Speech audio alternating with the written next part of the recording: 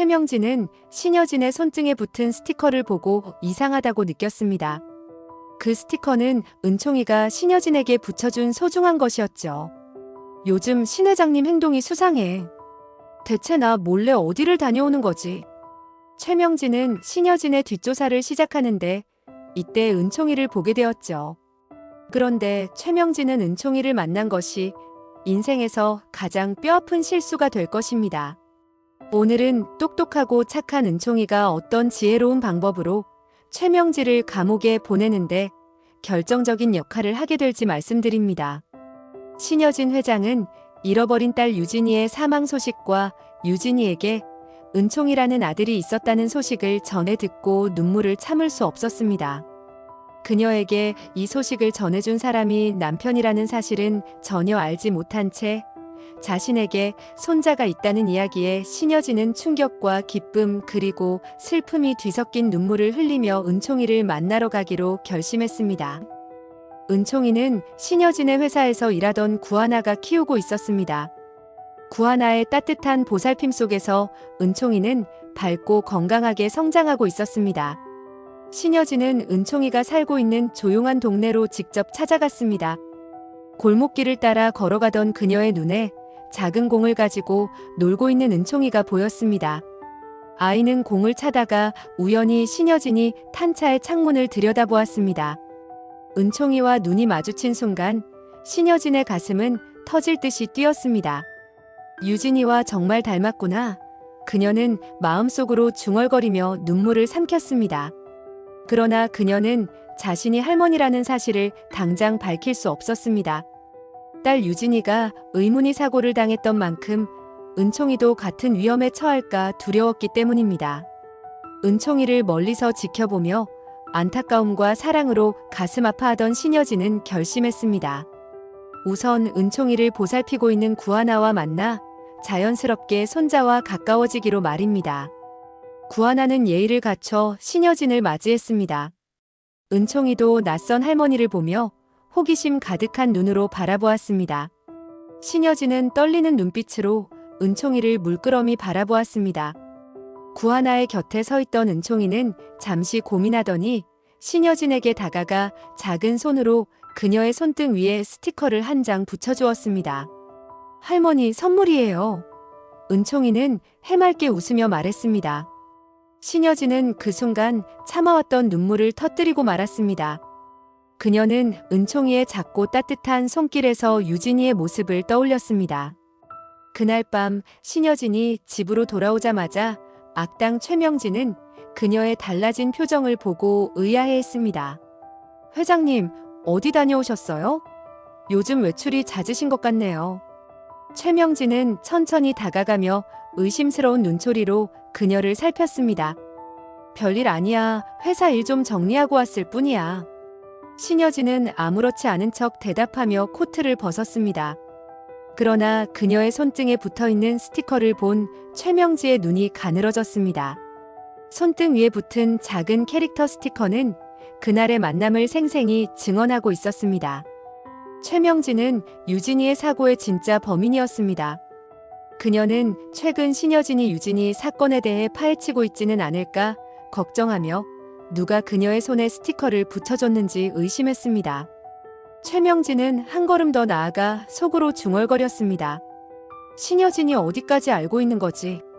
결국 그녀는 사람을 시켜 신여진을 미행하게 했고 그녀가 은총이를 만났다는 사실을 알아내었습니다. 다음 날 아침 최명진은 차가운 커피 한 잔을 들고 창문 밖을 응시하며 생각에 잠겼습니다. 저 아이가 누구길래 신여진이 저렇게 자주 찾아가는 거지?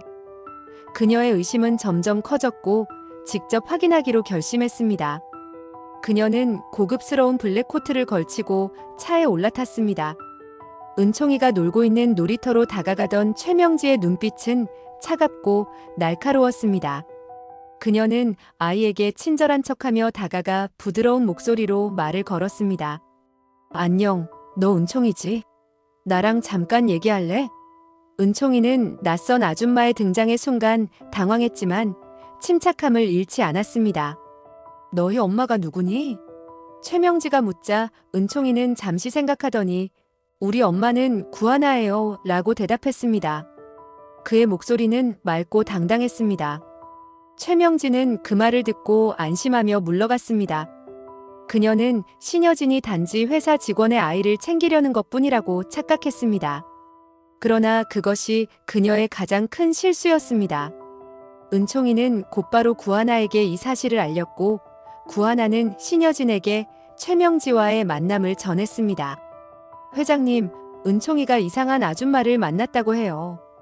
최명지라는 사람인데. 이 이야기를 들은 신여진은 모든 퍼즐 조각이 맞춰지는 것을 느꼈습니다. 그녀는 최명지가 바로 유진이 사고의 범인임을 확신하며 즉각적인 행동에 나섰습니다. 신여진은 밤늦도록 집무실에 틀어박혀 유능한 조사팀과의 화상회의를 이어갔습니다. 그녀의 목소리는 단호했고 그 안에는 분노와 슬픔이 뒤섞여 있었습니다. 최명지의 과거를 철저히 조사해요. 단서 하나라도 놓쳐서는 안 됩니다. 조사팀은 즉각적으로 움직였습니다.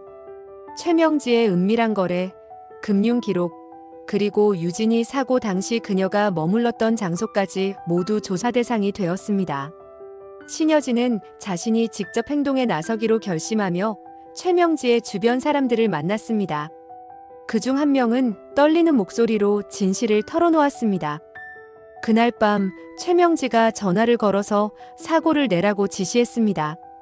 신여진은 이 증언을 바탕으로 결정적인 증거를 확보하기 위해 최명지의 핸드폰을 수색했습니다. 그녀의 핸드폰에서 언급되었던 차량을 발견했고 그 안에서 발견된 긁힌 흔적과 유진이 사고 당시의 파편이 완벽히 일치했습니다. 법의학자들이 이 증거를 철저히 분석한 결과 사건의 전말이 명백히 드러났습니다. 법정에선 최명진은 처음에는 모든 혐의를 부인하며 뻔뻔하게 대응했습니다. 하지만 신여진의 변호사팀이 제출한 압도적인 증거 앞에서 결국 무너지고 말았습니다. 그녀는 떨리는 목소리로 모든 죄를 자백했습니다.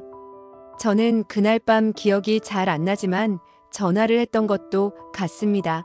그녀의 변명 같은 자백은 법정에 있던 모든 사람들을 충격에 빠뜨렸습니다. 신여진은 법정에서 담담한 표정으로 그녀의 고백을 들었습니다. 딸 유진이를 잃은 슬픔과 억울함을 견뎌온 그녀는 마침내 진실을 밝혀내며 딸의 억울함을 풀 수 있었습니다. 법정이 끝난 후 신여진은 딸의 영정 앞에서 조용히 서 있었습니다. 유진아, 이제야 내 억울함을 풀어줄 수 있게 되었구나. 그녀의 목소리는 떨렸지만 단단했습니다.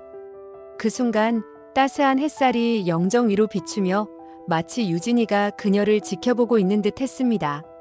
신여진은 그 빛을 바라보며 눈물을 흘렸습니다. 그녀는 속삭이듯 말했습니다. 너를 지켜주지 못해 미안해. 하지만 이제는 내가 은총이를 지킬게. 이렇게 은총이의 지혜롭고 용기 있는 행동 덕분에 신여진은 가족을 지킬 수 있었고 유진이의 억울한 죽임에 대한 진실을 세상에 밝힐 수 있었습니다. 착한 은총이의 행복을 바라신다면 구독과 좋아요를 부탁드립니다. 시청해주셔서 감사합니다.